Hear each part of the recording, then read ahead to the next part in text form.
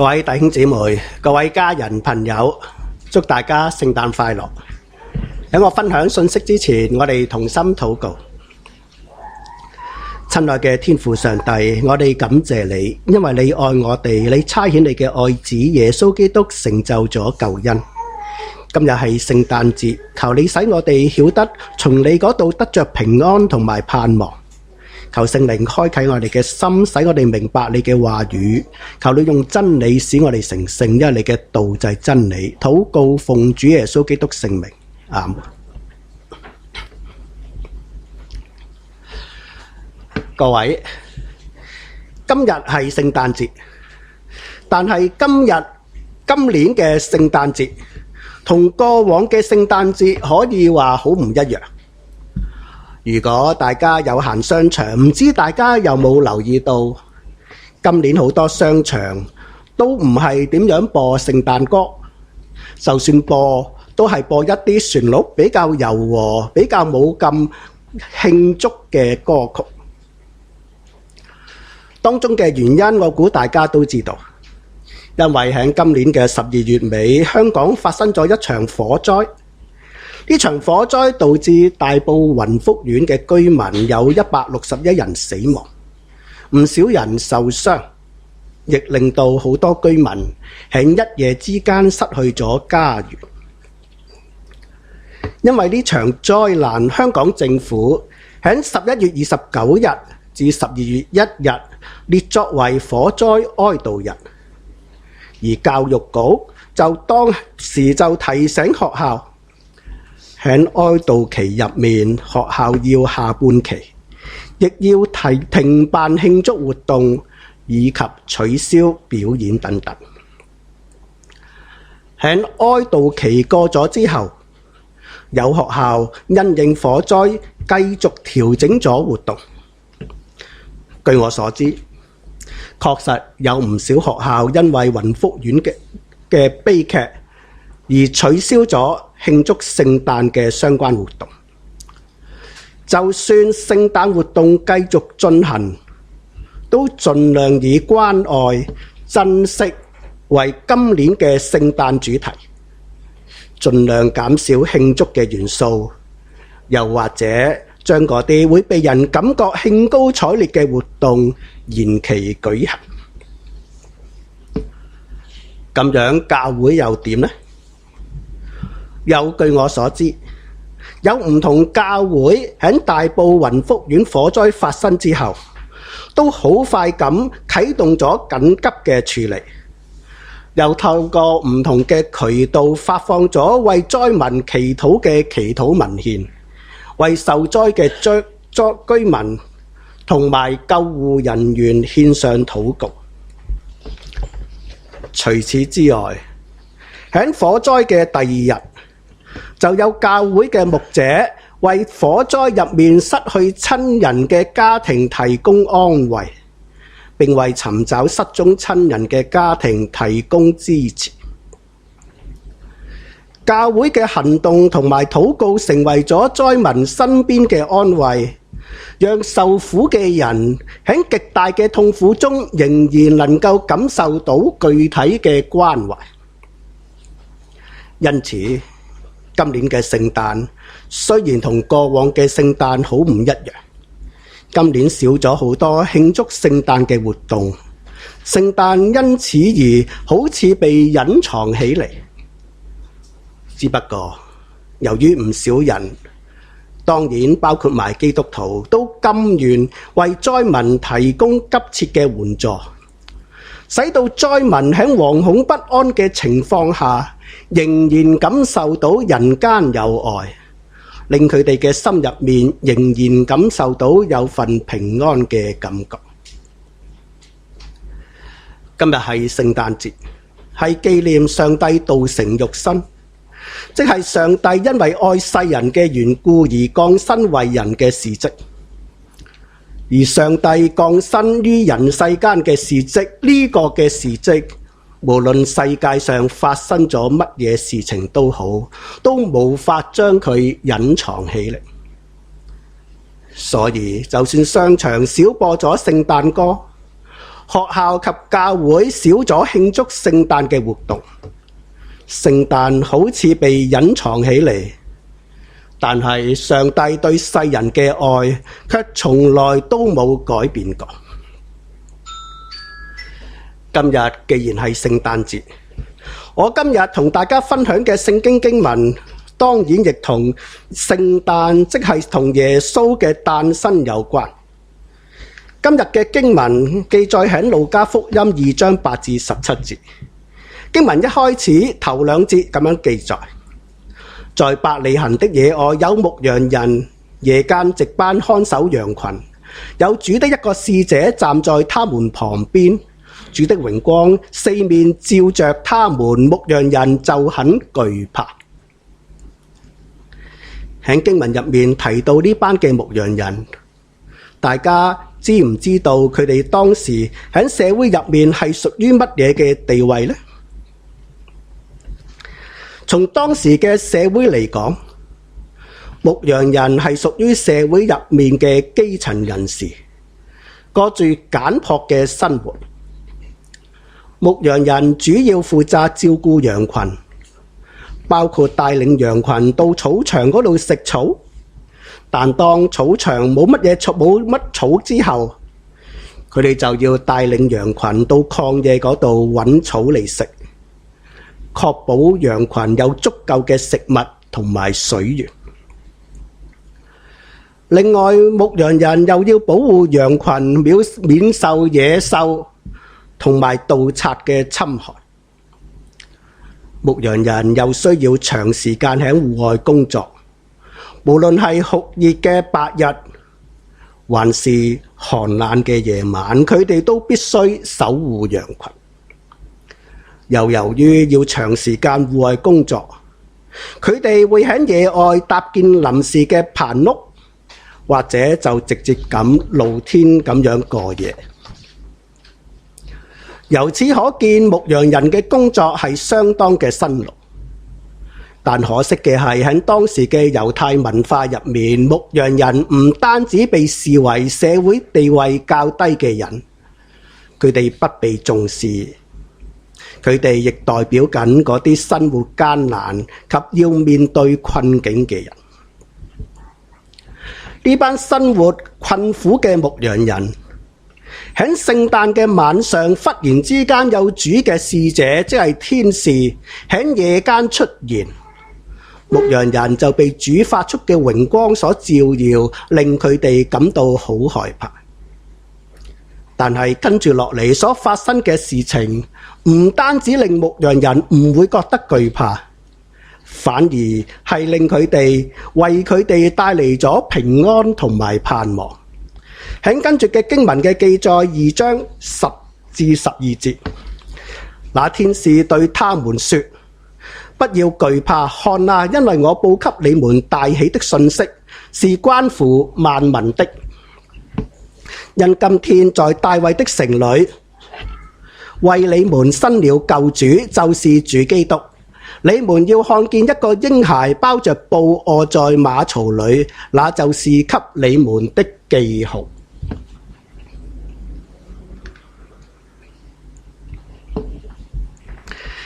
天使首先安慰牧羊人唔好懼怕，並宣告咗一個大喜嘅信息。呢個信息唔單單係俾牧羊人嘅，亦唔單止係俾猶太人嘅，更係關乎全人類嘅，因為呢個信息係全人類得救嘅來源。跟住天使又明確咁指出，呢位救主已經誕生喺大衛嘅城嗰度，呢個城就係伯利恆。耶穌降生於大衛嘅城伯利恆，係要應驗喺聖經舊約入面有關彌賽亞嘅預言。彌賽亞嘅意思就係救世主嘅意思。聖經預言咗將有一位拯救世人嘅救主降生。喺聖誕入面，呢個預言實現咗啦。而呢位拯救世人嘅救主就係主耶穌。咁樣，耶穌啱啱嘅出世，佢嘅降生，呢班牧羊人又點認出呢位救主耶穌呢？天使俾咗牧羊人一個辨認救主耶穌嘅記號，就係一個嬰孩包住布瞓喺馬槽裏，嗰位就係耶穌啦。咁樣，在座嘅大家對馬槽認識有幾多呢？馬槽其實係用嚟盛載餵牲畜飼料嘅一個器皿，通常係放喺牲畜住嘅地方嗰度。而牲畜住嘅地方就好似我哋今日所講嘅馬棚，或者農場入面養牲畜嘅棚舍，通常都好簡陋，而且會有陣異味。各位，耶穌係上帝嘅兒子，上帝冇將耶穌降生喺皇室嘅家庭，或者有權有勢，或者有錢人嘅屋企入面，選擇喺馬槽。呢個表示咗上帝嘅救恩唔單止係為尊貴嘅人預備，上帝願意與世上平凡甚至卑微嘅人同在，表達咗上帝對全人類嘅接納同埋關懷。在座嘅信咗耶穌嘅弟兄姊妹，耶穌降生喺馬槽，耶穌以謙卑嘅方式降臨世間。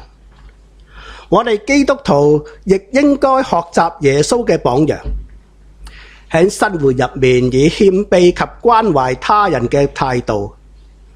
將上帝對世人嘅愛藉着教會可以有效咁彰顯出嚟。喺跟住嘅經文第13至第14節有咁嘅記載，忽然有一大隊天兵同那天使讚美上帝說，在至高之處榮耀歸於上帝，在地上平安歸於他所喜悅的人。喺天使講咗俾牧羊人知道如何揾到耶穌之後，隨即就有一大隊天兵同之前嘅天使一齊嘅讚美上帝。佢哋唱出咗兩句讚美嘅詩句，而呢兩句讚美嘅詩句，我亦可以話已經講出咗耶穌降生嘅目的。喺呢兩句詩句入面有兩個重點，一個係榮耀，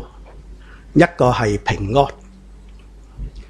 而家我就同大家分享一下如何將榮耀歸給上帝，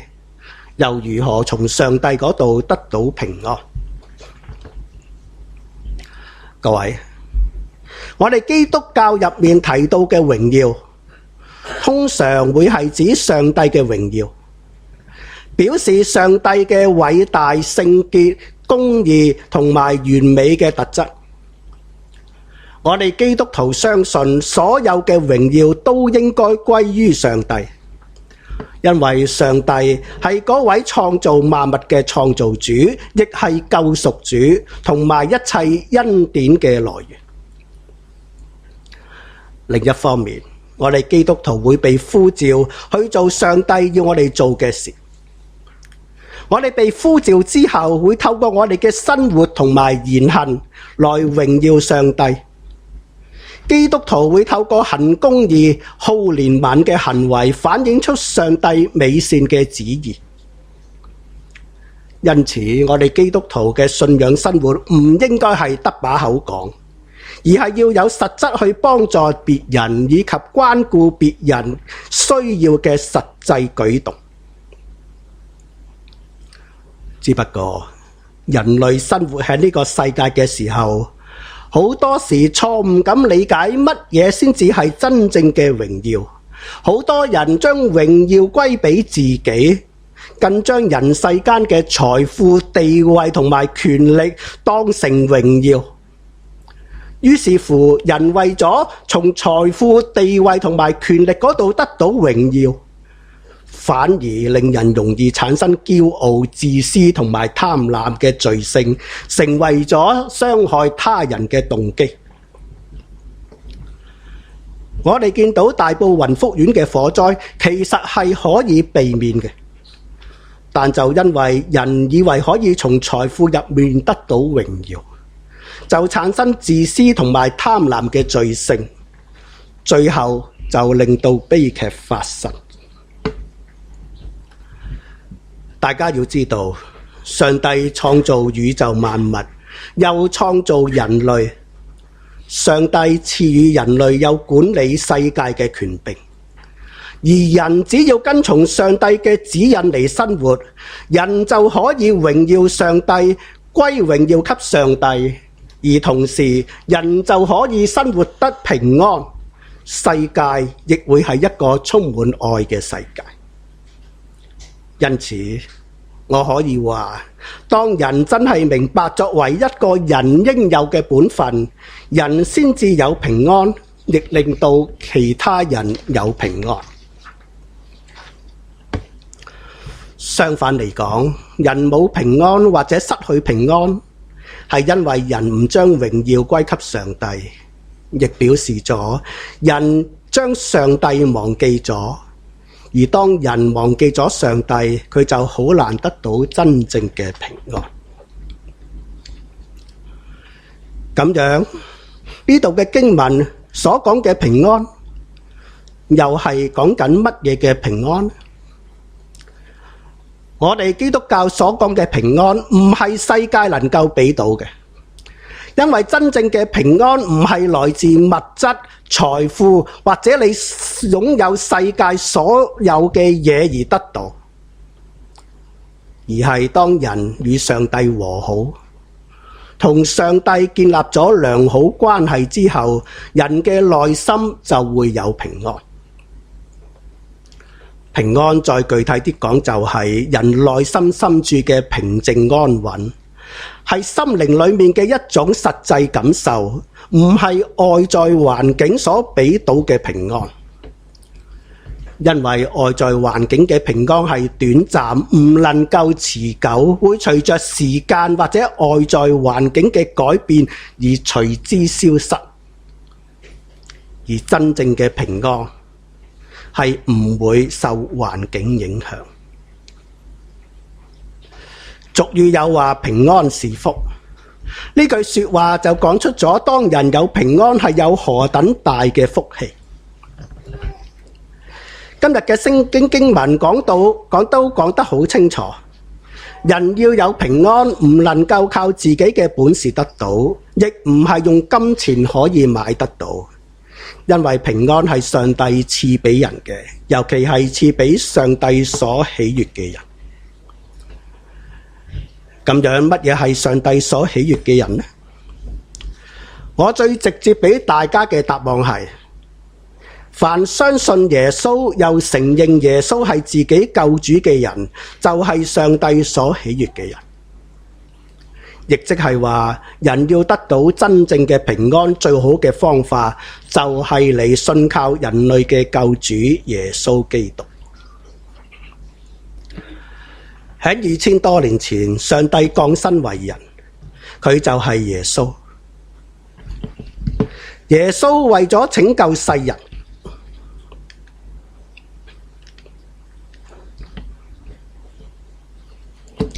耶穌為咗拯救世人脫離罪惡，而被釘上十字架，死咗，埋葬咗。但係死並唔係耶穌嘅結局。耶穌喺第3日復活，耶穌之後用復活榮耀嘅身體向佢嘅門徒顯現。耶穌復活之後向門徒講嘅第一句說話就係：願你們平安。耶穌又將自己嘅雙手同埋肋旁指俾門徒睇，因為耶穌喺被釘十字架時留下咗手上嘅釘痕同埋肋旁被士兵刺傷嘅痕跡。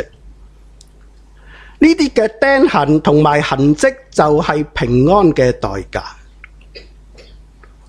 人類因為犯罪失去咗平安，耶穌卻犧牲自己嘅生命，為人類換返平安返嚟。耶穌為人類嘅罪而死，滿足咗天父上帝公義嘅要求。耶穌為人類流出寶血，人類嘅罪就得赦免。亦即係話，耶穌若果唔流血，人嘅罪就不得赦免。耶穌係用死嘅代價嚟換取人嘅平安。亦因為咁樣，仲未相信耶穌嘅朋友，你只要以信心接受耶穌為你個人嘅救主，承認佢喺十字架上所流嘅寶血係為你同我嘅罪而流嘅，你就可以成為天父上帝嘅兒女，係上帝所喜悅嘅人，就得到真正嘅平安。